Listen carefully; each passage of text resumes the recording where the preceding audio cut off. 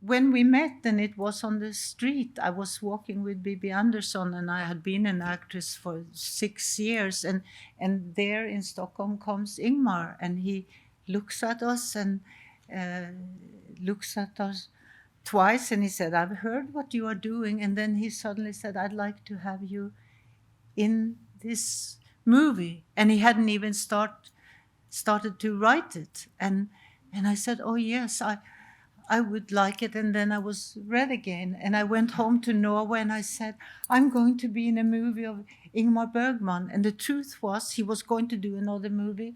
And then he went into the hospital, which he usually did when he didn't want to do a movie. And, and there he saw a lot of pictures of Bibi and me and asked for them. And he got the idea to make this movie about a woman who was so far into middle age, and I was only 25, and the nurse who helped her to come back to life because she didn't want to deal with life anymore. And that again was far away from me as when I did The Wayward Girl. Uh, but I had no lines. I was this middle aged woman at 25, but I knew one thing.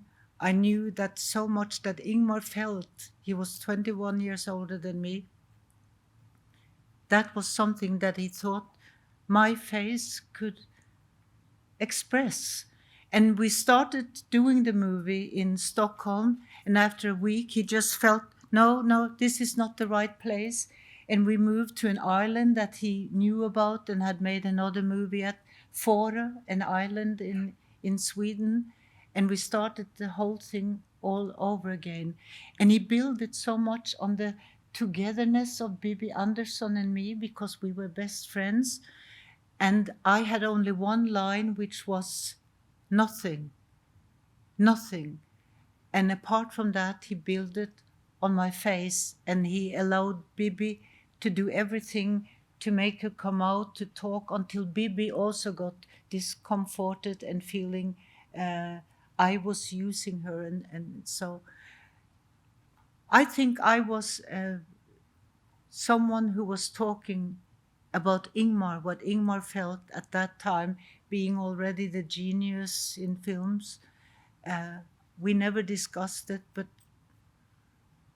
I really thought that then and later on, the rest of his life, and why he used me all the time, was that I could express so much of what he was working with and had troubles with. And I think maybe even better when we didn't live together anymore, because at the end of the movie, I could see that he was looking at me all the time. When I wasn't shooting, I was sitting with Bibi and talking, and I would look up, and there he was looking at me. And and one day at the end of the movie, we were walking on the beach of Fårö, and we sat down, and he said, "You know, I had a dream last night that you and I, we are painfully connected."